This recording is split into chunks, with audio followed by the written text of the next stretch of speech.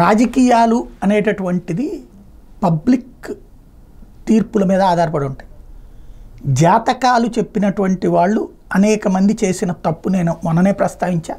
అనవసరంగా జాతకాలు మాట్లాడి చెడగొట్టారు అన్నటువంటిది.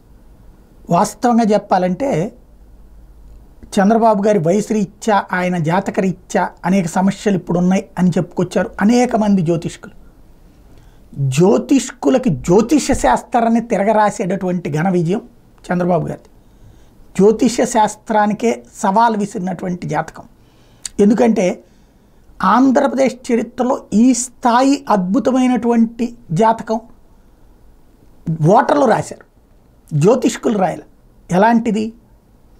కేంద్రంలో భారతీయ జనతా పార్టీ 300 సీట్లు సాధించుంటే గనక తెలుగుదేశం పార్టీ లైట్గానే ఉండేది కూటమిలో ఉన్నా సరే. అదే అక్కడ 240కి తగ్గటం.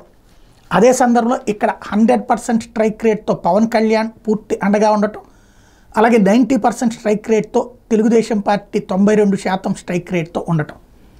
అదే భారతీయ జనతా పార్టీ పార్లమెంట్ స్థానాల్లో 50% స్ట్రైక్ రేట్కి పరిమితం అవడం. అంటే ఇదివరకడికి అయితే కనుక మోడీ హవాతో గెలుపు అనే మాట ఉండేది. ఇప్పుడు ఆ మొక్క అనడానికి కూడా లేదు. మోడీకే లైఫ్ ఇచ్చారు అన్నటువంటి స్థాయికి.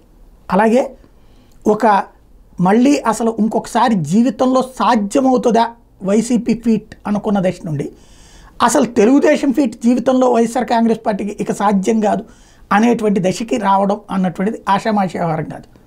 అది చంద్రబాబు గారి జాతకం స్పెషల్. జాతకాలు రాసిన వాళ్ళు ఎవరైతే ఆయనకి తిరగబడుతుందని రాసిన వాళ్ళ జాతకాలు తిరగబడ్డాయి కాబట్టి ఓసారి లోపం ఎక్కడో తెలుసుకుంటే బెటర్ ఏమో.